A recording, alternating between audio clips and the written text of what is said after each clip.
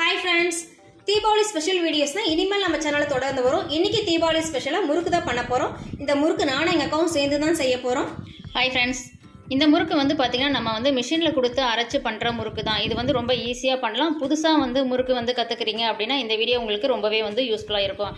ஏன்னு கேட்டிங்கன்னா வீட்டில் இருக்கக்கூடிய இட்லி அரிசி வச்சு தான் நம்ம இந்த முறுக்கு பண்ண போகிறோம். இப்போ ஃபஸ்ட்டு என்ன பண்ணலாம், நம்ம அரிசி எடுத்துக்கலாம். இப்போ பார்த்தீங்கன்னா நான் 2 படி தான் அரிசி எடுத்துக்க போகிறேன். இந்த அரிசி பார்த்தீங்கன்னா படி கணக்குலேயே நீங்கள் எடுத்துக்குங்க. கிலோ கணக்கு கிடையாது, நான் படியில் தான் எடுக்கிறேன். 2 படி நிறையா நான் அரிசி எடுத்துக்கிறேன். இதை பார்த்தீங்கன்னா நல்லா வாஷ் பண்ணிவிட்டு அதுக்கப்புறமா நம்ம நல்லா வெயிலில் காய வச்சுட்டு மிஷினில் கொடுத்து அரைக்கணும். இந்த அரிசி நீங்கள் ஊற வைக்க தேவையில்லை, அப்படியே நீங்கள் அரைச்சிக்கலாம். ஆனால் நல்லா வாஷ் பண்ணிவிட்டு அதுக்கப்புறம் தான் நீங்கள் காய வச்சு அரைக்கணும்.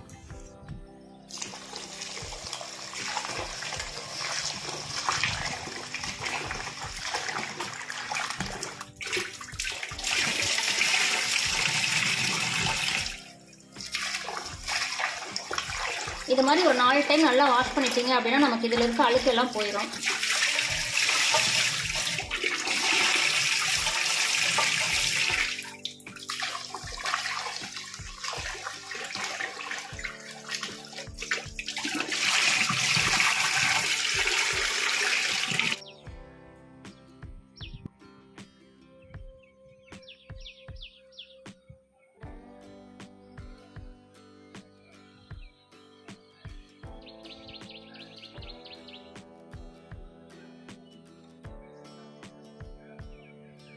அரிசி பார்த்தீங்கன்னா மேலே காஞ்சிட்ருக்கு. இப்போ நமக்கு அதுக்கு தேவையான பொருள்லாம் என்ன அளவில் நம்ம அரிசி எடுத்திருக்கோம், அதுக்கு எவ்வளோ தேவையான பொட்டுக்கடலை, உளுந்தம்பருப்பு இதெல்லாம் எடுக்கணும் அப்படிங்கிறது பார்த்துக்கலாம். இப்போ பார்த்தீங்கன்னா 2 படி அரிசி எடுத்திருக்கேன். 2 படி அரிசிக்கு பார்த்தீங்கன்னா அரைப்படி உளுந்தம்பருப்பு எடுத்திருக்கேன். காப்படி பார்த்தீங்கன்னா பொட்டுக்கடலை எடுத்திருக்கேன். மிளகாய் பார்த்தீங்கன்னா நம்ம அரிசி உளுந்து பொட்டுக்கடலை கூடவே மிளகாயும் சேர்த்து அரைச்சிக்கலாம். வரமிளகாய் பார்த்தீங்கன்னா நல்லா காஞ்ச மிளகாய். இது பார்த்தீங்கன்னா நான் ஒரு 35 மிளகாய் எடுத்திருக்கேன். இப்போ நான் சொல்கிற அளவுக்கு பார்த்தீங்கன்னா இந்த மிளகாய் ரொம்பவே கரெக்டாக இருக்கும். அது கூட பார்த்தீங்கன்னா சீரகம், ஓமம் இது கொஞ்சம் தேவையான அளவு நான் எடுத்து வச்சிருக்கேன். கூடவே பெருங்காயத்தூள் எடுத்து வச்சிருக்கேன். தேவையான அளவு உப்பு எடுத்து வச்சிருக்கேன்.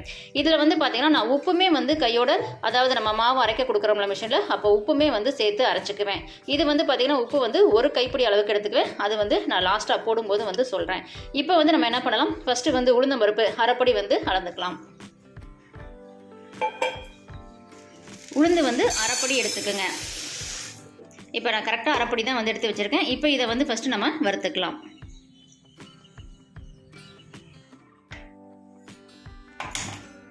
உளுந்து வறுக்கும்போது கண்டிப்பாக பக்குவம் பார்த்துக்கணும். நீங்கள் ரொம்ப வறுபடக்கூடாது. லைட்டான மிதமான தீயில வச்சு நீங்கள் வறுத்துக்குங்க. ரொம்ப பொன்னிறமாக வர்ற மாதிரி வச்சிட்டிங்க அப்படின்னா உங்களுக்கு முறுக்கோட டேஸ்ட் மாறிக்கும். இப்போ பார்த்தீங்கன்னா உளுந்தம்பருப்பு நல்லா வறுப்பட்டுருச்சு. ரொம்ப பொன்னிறமாக இல்லை, லைட்டாக மட்டும் மிதமான தீயில லைட்டாக வறுத்துக்குங்க. இப்போ அடுப்பை நான் அதாவது மீடியம் ஃப்ளேமில் தான் ரொம்ப கம்மி பண்ணி வச்சுருக்கேன். உளுந்தம்பருப்பு வறுத்தாச்சு, இப்போ எடுத்துக்கலாம். இதை நீங்கள் அப்படியே நல்லா ஆற விட்டுருங்க.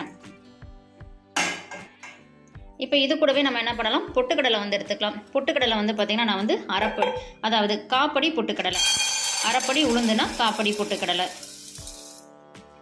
இதை பார்த்தீங்கன்னா நம்ம மிதமான தீயில மட்டும்தான் வறுத்துக்கணும். அதாவது சூடு மட்டும் இருந்தால் போதும், கடாயில் இருக்கிற சூடு மட்டும் இருந்தால் போதும்.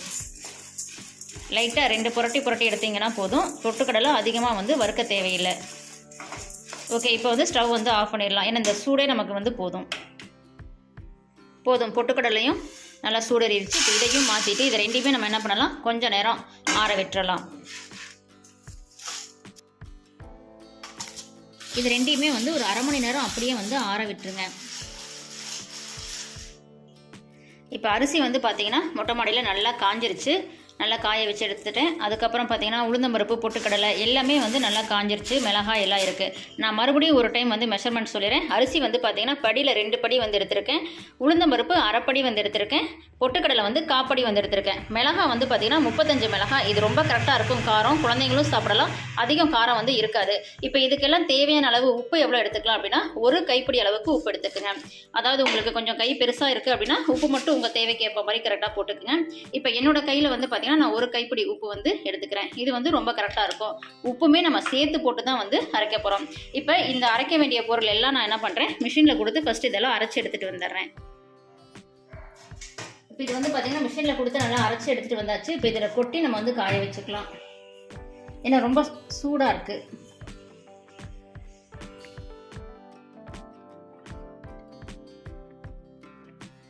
இது அப்படியே லைட்டாக நமக்கு சூடு வந்து ஆறணும். அதனால் அப்படியே வந்து கொஞ்ச நேரம் விட்டுருங்க. இப்போ வந்து பார்த்தீங்கன்னா நல்லா ஆறிடுச்சு. இதை நம்ம அப்படியே எடுத்து எவ்வளோ தேவையோ தேவைக்கேற்ப மட்டும் நம்ம வந்து முறுக்கு வந்து செஞ்சுக்கலாம். இப்போ நான் வந்து பார்த்தீங்கன்னா ரொம்ப கம்மியாக தான் செய்ய போகிறேன். மறுபடியும் நான் தீபாவளி எப்போ செய்யணும், அதனால் இப்போ வந்து இவ்வளோ தான், கொஞ்சமாக தான் வந்து மாவு எடுத்துக்கிறேன். இதை மறுபடியும் நம்ம என்ன பண்ணலாம், வேற ஒரு பாத்திரத்தில் மாற்றி வச்சுக்கலாம். இப்போ இதை மட்டும் நான் ஃபஸ்ட்டு வந்து எப்படி முறுக்கு செய்கிறதுங்கிறது காமிக்கிறேன். இப்போ மாவு வந்து நம்ம நல்லா பிணைஞ்சிடலாம். இப்போ இதுக்கு தேவையான பொருள் என்ன அப்படின்றது பார்த்தலாம். இப்போ வந்து பார்த்தீங்கன்னா நான் வந்து ஃபஸ்ட்டு வந்து ஓமம் வந்து எடுத்துக்கிறேன். இது ஏற்கனவே வந்து நான் நல்லா வாஷ் பண்ணிட்டு தான் வந்து வச்சுருக்கேன். அடுத்தது வந்து பார்த்தீங்கன்னா சீரகம், ஓமம் இதெல்லாம் வந்து பார்த்தீங்கன்னா நான் வந்து 1 டேபிள் ஸ்பூன் அளவுக்கு நான் வந்து எடுத்திருக்கேன். இது ரெண்டையும் சேர்த்து நல்லா வந்து ஃபஸ்ட்டு கலந்து விட்டுட்டு அதுக்கப்புறமா வந்து பெருங்காயத்தூள் வந்து எடுத்துக்கலாம். பெருங்காயத்தூள் வந்து பார்த்தீங்கன்னா கொஞ்சமாக, சும்மா இது வந்து ஒரு டேஸ்ட்டுக்காக தான். ஓகே, பெருங்காயத்தூளும் வந்து போதும். இதை நல்லா கொஞ்சம் கலந்து விட்டுட்டு இப்போ என்ன பண்ணலாம், வெண்ணெய் வந்து போட்டுக்கலாம். வெண்ணெயும் வந்து கொஞ்சமாக மட்டும் நீங்கள் எடுத்துக்கிட்டிங்கன்னா போதும். ரொம்ப அதிகமாக வெண்ணெய் வந்து தேவையில்லை. நான் வந்து கொஞ்சமாக எடுத்திருக்கேன். இதை போட்டு நல்லா அப்படியே வந்து ஃபஸ்ட்டு கலந்து விட்டுட்டு அதுக்கப்புறம் தான் நம்ம தண்ணி வந்து சேர்த்துக்கணும். இப்போ புதுசாக முறுக்கு சுடுறதுல வந்து பார்த்திங்கன்னா நிறைய பேர் நிறைய டைப்பில் வந்து செய்வாங்க.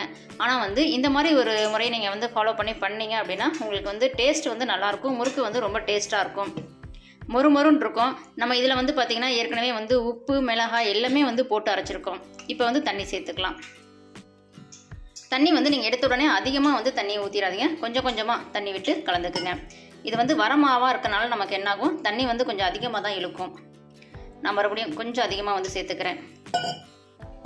ஆனால் எப்பயுமே வந்து ஒரு டைமுக்கு 2 டைம் கொஞ்சமாக கலந்து அதுக்கப்புறமா தண்ணி வந்து சேர்த்துக்குங்க. இது தண்ணி பத்தாது, ஏன்னா வரமாவாக இருக்கனால நமக்கு வந்து பார்த்திங்கன்னா தண்ணி கொஞ்சம் அதிகமாக தான் எடுக்கும். இது என்ன மாதிரி ஒரு பதத்துக்கு கொண்டு வரணும் அப்படின்னா, நம்ம சப்பாத்தி மாவு பிணையும்ல அந்த அளவுக்கு வந்து பிணைஞ்சு எடுத்துக்குங்க. நான் மறுபடியும் இன்னும் கொஞ்சம் தண்ணி பத்தில் சேர்த்துக்கிறேன். இந்த முறுக்கு நீங்கள் வந்து சட்டுன்னு செஞ்சிடலாம். அதாவது மிஷினில் அரைச்சிட்டு வர வரைக்கும் தான் நமக்கு வேலை. மீதியெல்லாம் பார்த்தீங்கன்னா ரொம்பவே வேலை வந்து ஈஸியாக முடியும். இப்போ எனக்கு தண்ணி ஓரளவுக்கு வந்து கரெக்டாக இருக்குது. இப்போ இதை நல்லா அப்படியே வந்து பிணைஞ்சு விட்டுறேன். சப்பாத்தி மாவு பிணைகிற மாதிரி நல்லா பிணைஞ்சு விட்டுருங்க. முறுக்கு மாவு பார்த்தீங்கன்னா இந்த மாதிரி சப்பாத்தி மாவு பதத்துக்கு இந்த மாதிரி பிணைஞ்சதுக்கப்புறம் இப்போ இது மேலே வந்து பார்த்திங்கன்னா நம்ம கொஞ்சமாக வந்து காஞ்ச எண்ணெய் வந்து கொஞ்சம் விட்டுக்கலாம். எண்ணெய் வந்து பார்த்திங்கன்னா நான் இந்த மாதிரி சின்ன கரண்டியில் 1 கரண்டி அளவுக்கு எண்ணெய் வந்து எடுத்துக்கிறேன். இது மேலே சுற்றியும் வந்து விட்டுட்டு மறுபடியும் நீங்கள் இதை நல்லா வந்து கலந்து விட்டுறணும். இதை வந்து பார்த்திங்கன்னா இப்போ நல்லா நான் வந்து கலந்து விட்டுறேன். கண்டிப்பாக வந்து இந்த மாதிரி சூடாக இருக்கிற எண்ணெயை நீங்கள் வந்து ஒரு சின்ன கரண்டியில் 1 கரண்டி அளவுக்கு வந்து எண்ணெய் எடுத்து இதில் போட்டு நல்லா பிணைஞ்சுக்குங்க. இதில் வந்து எதுக்காக நம்ம சூடான எண்ணெய் வந்து சேர்த்துக்கிறோம் அப்படின்னு பார்த்தீங்கன்னா, கிட்டத்தட்ட ஒரு சின்ன குழிக்கரண்டி அளவுக்கு நம்ம எண்ணெய் வந்து சேர்த்துருக்கோம். இந்த மாதிரி எண்ணெய் நீங்கள் சேர்க்கும்போது முறுக்கு குழாயில் நீங்கள் போட்டு அதை வந்து நல்லா அப்படியே பிழிஞ்சு விடும்போது பார்த்தீங்கன்னா நமக்கு ஒட்டாமல் நல்லா வந்து வரும். அதுக்காக தான் இந்த மாதிரி வந்து கொஞ்சமாக எண்ணெய் வந்து சேர்த்துக்கிறோம். கண்டிப்பாக இதை வந்து சேர்த்துக்குங்க. இப்போ பாருங்கள், முறுக்கு மாவு நம்ம நல்ல பதத்துக்கு வந்து பிணைஞ்சு எடுத்துட்டோம். அடுத்தது என்னுடைய முறுக்கச்சு வந்து பார்த்திங்கன்னா இந்த மாதிரி 3 ஹோல்ஸ் இருக்க மாதிரி நான் வந்து எடுத்திருக்கேன். இது வந்து பார்த்திங்கன்னா ஒவ்வொருத்தருடைய முறுக்கு அந்த குழாயில் இருக்க அந்த அச்சு வந்து பார்த்திங்கன்னா மாறி இருக்கும். இப்போ எனது வந்து பார்த்திங்கன்னா மீடியம் சைஸில் தான் அந்த ஹோல் வந்து இருக்குது. ஒரு சிலருக்கு வந்து பார்த்திங்கன்னா பெருசாக வந்து இருக்கும். அதை பொறுத்து முறுக்கு வந்து பார்த்திங்கன்னா கொஞ்சம் ப்ராடாவோ இல்லை தின்னாவோ அந்த மாதிரி வந்து வரும். இப்போ இதை ஃபஸ்ட் நம்ம என்ன பண்ணலாம், இதில் நல்லா போட்டு நல்லா வந்து டைட் பண்ணிவிட்டு அதுக்கப்புறமா வந்து ஆயில் சேர்த்துக்கலாம்.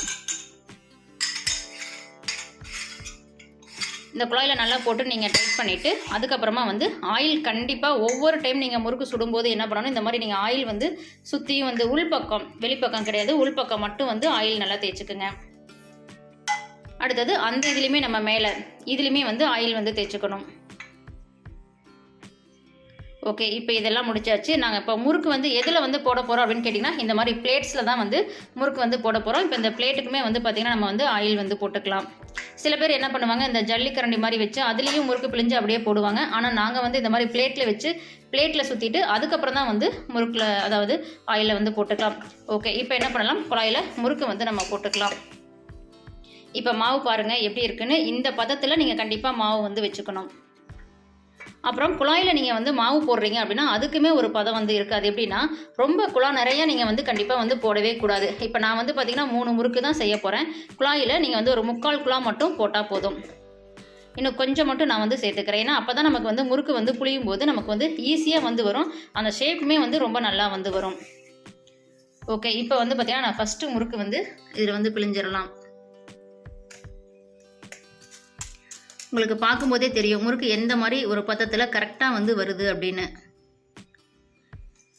அடுத்த முறுக்கு அதே மாதிரி வந்து பிழிஞ்சிடலாம். அந்த முறுக்கு குழாயிலிருந்து வரும்போது பாருங்கள், அது வந்து நமக்கு எப்படி ஒட்டாமல் இல்லை ஒரே ஈவனாக எந்த மாதிரி வருது அப்படின்னா அதுக்கு என்ன காரணம் அப்படின்னா நம்ம வந்து அரிசி அரைக்கிறதுக்கு ஃபஸ்ட்டு நம்ம போட்டோம்ல உளுந்தம் பருப்பு, பொட்டுக்கடலை, இதெல்லாம் தான் இதுக்கு காரணம். ரெண்டாவது மாவில் நம்ம எந்த அளவுக்கு வெண்ணெய் சேர்த்தோம், ஆயில் விட்டோம் அப்படிங்கிறதுலாம். இப்போ இதெல்லாம் உங்களுக்கு பார்க்கும்போதே தெரியும். முறுக்கு வந்து சுற்றி இருக்கிறது ஒவ்வொன்றுமே அந்த ஷேப் வந்து பாருங்கள், பார்க்க நல்லா எடுப்பாக இருக்குது. இப்போ இதை என்ன பண்ணலாம், ஆயிலில் வந்து போட்டுக்கலாம். இப்போ வந்து பார்த்தீங்கன்னா நமக்கு வந்து எண்ணெய் வந்து நல்லா சூடறிட்டு இருக்கு. இது கூடவே இன்னும் ஒரு சில டிப்ஸ் என்ன அப்படின்னா, நீங்கள் இந்த மாதிரி வந்து ஒரு 2 பிளேட் வந்து பக்கத்தில் வச்சுக்கோங்க. இது எதுக்காக அப்படின்னா, நம்ம எப்பயுமே வீட்டில் வந்து ஒரு பலகாரம் வந்து செய்கிறோம் அப்படின்னா கண்டிப்பாக இந்த மாதிரி ஒரு 2 பிளேட் வச்சிட்டிங்கன்னா இந்த மாதிரி கரண்டிலாம் நம்ம அதில் வச்சுக்கிறதுக்கு வசதியாக இருக்கும். சில பேர் என்ன பண்ணுவாங்க, கரண்டி ஆயிலிருந்து எடுத்துகிட்டு அப்படியே வந்து கேஸ் ஸ்டவ் மேலே வைப்பாங்க. அப்படின்னா வந்து பார்த்திங்கன்னா கீழே வைப்பாங்க. அந்த மாதிரி வைக்காதீங்க. எப்பயுமே இந்த மாதிரி பிளேட் வச்சு பிளேட் மேலே வச்சுக்கோங்க. இது வந்து நமக்கு ரொம்ப சௌரியமாக இருக்கும். வீட்டில் பலகாரம் பண்ணுறீங்க அப்படின்னா கண்டிப்பாக இந்த டிப்ஸை ஃபாலோ பண்ணுங்கள். இப்போ என்ன பண்ணலாம், எண்ணெய் வந்து நல்லா சூடறிடுச்சு. இப்போ நமக்கு முறுக்கு நம்ம அப்படியே எடுத்து அதில் வந்து போட்டுடலாம். முறுக்கு உங்களுக்கு பார்க்கும்போதே தெரியும் அந்த ஷேப் வந்து எப்படி இருக்குன்னு. இப்போ வந்து பாருங்கள், நமக்கு ஆயிலில் அப்படியே ஒட்டாமல் பிளேட்டில் இருந்து எடுக்கும் போதும் போடும் போதும் வந்து பார்த்திங்கன்னா நமக்கு வந்து ஒட்டாது. இதுதான் நமக்கு முறுக்கு வந்து கரெக்டான பதத்தில் வர்றதுக்கு மெயின் காரணம் அப்படிங்கிறது. நம்ம முறுக்கு மாவு எந்த அளவுக்கு அரைக்கிறோம் அப்படிங்கிறதும், ரெண்டாவது வந்து பார்த்திங்கன்னா நமக்கு அந்த முறுக்கு சுற்றும் போதும் நீங்கள் அந்த பதம் வந்து பார்த்துருப்பீங்க. இந்த விஷயம் தெரிஞ்சுட்டா நீங்கள் வந்து நல்லா முறுக்கு வந்து சூப்பராக வந்து செய்யலாம்.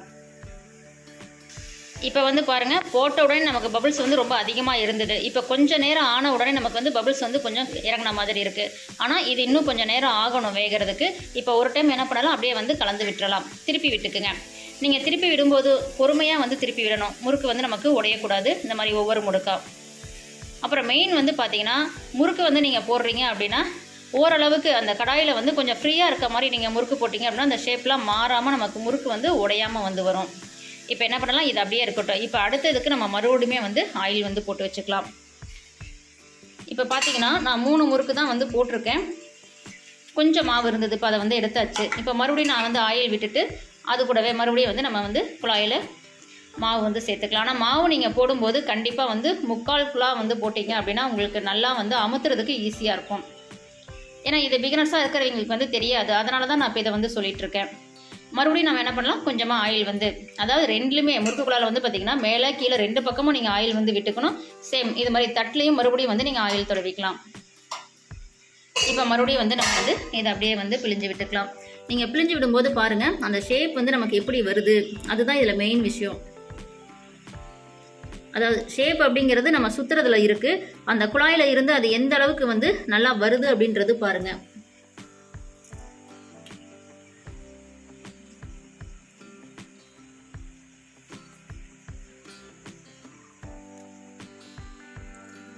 பார்க்கும்போதே ஆசையாக இருக்குல்ல.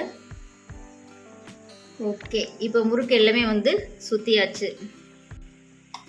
இப்போ என்ன பண்ணலாம், அப்படியே இங்கே வந்து பார்க்கலாம். முறுக்கு வந்து இங்கே பார்த்தீங்கன்னா ஓரளவுக்கு நமக்கு வெந்துருச்சு. இப்போ மறுபடியும் வந்து அப்படியே கலந்து விட்டுறலாம். முறுக்கு வந்து எப்பயுமே நீங்கள் என்ன பண்ணலாம், ரொம்ப வந்து தீஞ்சு போகிற மாதிரி, அதாவது சில பேர் என்ன பண்ணிடுவாங்க, அப்படியே அந்த நிறம் வந்து ரொம்ப மாறுற அளவுக்கு விட்டுருவாங்க. அந்த மாதிரி விடாதீங்க. ஓரளவுக்கு நமக்கு பொன்னிறமாக வருது. இப்போ பாருங்கள், சுத்தமாக பபிள்ஸ் வந்து இருக்காது. பபிள்ஸ் ஃபுல்லாக நமக்கு அடங்கிருச்சு அப்படின்னா முறுக்கு வெந்துருச்சு, நம்ம வந்து எடுத்துடலாம். இப்போ வந்து பாருங்கள், பபிள்ஸ் எல்லாமே நமக்கு அப்படியே ஃபுல்லாக வந்து அடங்கிருச்சு. இப்போ நம்ம என்ன பண்ணலாம், முறுக்கு வந்து எடுத்துடலாம். முறுக்கு உங்களுக்கு பார்க்கும்போதே தெரியும் நல்லா வந்து முறுக்கு வந்து வெந்துருச்சு. நீங்கள் பக்கத்தில் இந்த மாதிரி பிளேட்லாம் வச்சிட்டிங்க அப்படின்னா நமக்கு எடுக்கிறதுக்கும் முறுக்கை போட்ட உடனே கரண்டி வந்து பார்த்திங்கன்னா நம்ம அந்த பிளேட்டில் வந்து வச்சுக்கலாம். இதெல்லாம் ஒரு சின்ன சின்ன டிப்ஸ் தான். கண்டிப்பாக நீங்கள் வந்து இதெல்லாம் யூஸ் பண்ணிக்கிங்க. ரெண்டாவது அடுத்தது பார்த்திங்கன்னா நம்ம அடுத்த முறுக்கு வந்து போட்டுக்கலாம். போடும்போது பாருங்கள், ஆயிலில் அதாவது நமக்கு விழும்போதே ரொம்ப கஷ்டப்பட்டெல்லாம் விழாது. சில பேர் அதை வந்து ரொம்ப தட்டி விட்டு கீழே விழுற மாதிரி இருக்கும். நம்ம ஏற்கனவே வந்து இந்த மாவு வந்து சுற்றி வச்சிட்டோம். ஆனால் இப்போ விழும்போது பாருங்கள், அது தானாகவே இந்த மாதிரி தான் இருக்கணும். இது எல்லாத்துக்கும் என்ன மெயின் அப்படின்னு வந்து பார்த்திங்கன்னா முறுக்குடைய பதம், மாவு அரைக்கிற விதம், அதுதான். இப்போ இதுவுமே பாருங்கள் கொஞ்சம் பபிள்ஸ் வந்து அடங்கிருச்சு. இப்படி இருக்கும்போது நம்ம லைட்டாக வந்து திருப்பி விட்டுக்கலாம். போட்ட உடனே நீங்கள் திருப்பி விடக்கூடாது. போட்ட உடனே நமக்கு வந்து பார்த்திங்கன்னா பபுள்ஸ் அதிகமாக இருக்கும். கொஞ்ச நேரம் விட்டதுக்கப்புறம் அதுவே தானாக அடங்கும். அதுக்கப்புறம் வந்து திருப்பி விட்டுக்குங்க. இப்போ பாருங்கள், நமக்கு முழுசாக வந்து முறுக்கு வெந்துருச்சு. இப்போ நம்ம மறுபடியும் இதை எடுத்துகிட்டு அடுத்தது மறுபடியும் வந்து போட்டுக்கலாம்.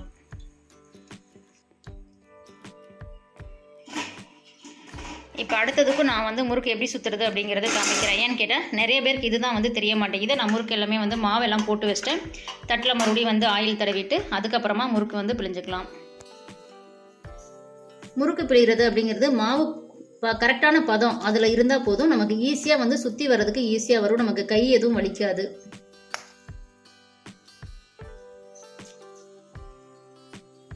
முறுக்கு குழாயில இருந்து மாவு வரும்போது பாருங்க எவ்வளோ ஃப்ரீயாக வந்து வருது அப்படிங்கிறது பாருங்க. இதுதான் மெயின் விஷயம். நமக்கு வந்து முறுக்கு சுற்றுறதுல மெயின் விஷயம் என்ன அப்படின்னா, குழாயில இருந்து நமக்கு வர்ற மாவு வந்து ரொம்ப ஃப்ரீயாக வந்து வரணும். அப்போ தான் நம்மளால் அதை வந்து கரெக்டாக நம்ம நினைக்கிற அந்த இடத்துல நம்ம கரெக்டாக வந்து சுற்றி கொண்டு வர முடியும். இப்போ இதை மறுபடியும் வந்து ஆயிலில் போட்டுக்கலாம். ஆயிலில் விழும்போதும் பாருங்கள் ரொம்ப ஈஸியாக வந்து விழுது. இதை எதுக்காக இவ்வளோ நேரம் நான் வந்து விவரமாக சொல்லிகிட்ருக்கேன் அப்படின்னா, புதுசாக வந்து யாராவது பார்க்குறீங்க அப்படின்னா உங்களுக்கு இது தெரியணும். சில டீப்பான விஷயங்கள் தெரியும் போது தான் அதை உங்களால் கரெக்டாக வந்து பண்ண முடியும். இப்போ பாருங்கள், நமக்கு பபுள்ஸ் வந்து அதிகமாக இருக்குது. இதுவே கொஞ்சம் நேரம் ஆக ஆக பார்த்திங்கன்னா அதுவாகவே கொஞ்சம் கொஞ்சமாக வந்து குறைஞ்சிக்கும். இப்போ வந்து பாருங்கள், பபுள்ஸ் அப்படியே வந்து இறங்கிடுச்சு. இப்போ நம்ம என்ன பண்ணலாம், அப்படியே திருப்பி விட்டுக்கலாம். ஆயிலில் போட்ட உடனே எப்பயுமே திருப்பி விடாதீங்க. கொஞ்சம் நேரம் விட்டு பபுள்ஸ் கொஞ்சம் இறங்கினதுக்கு அப்புறமா வந்து திருப்பி விட்டுக்குங்க. இப்போ பாருங்கள், பபுள்ஸ் ஃபுல்லாக வந்து அடங்கிருச்சு. இப்போ நம்ம மறுபடியும் முறுக்கு வந்து எடுத்துடலாம். இதே மாதிரி நீங்கள் ட்ரை பண்ணி பாருங்கள். முறுக்கு செம டேஸ்ட்டாக இருக்கும்.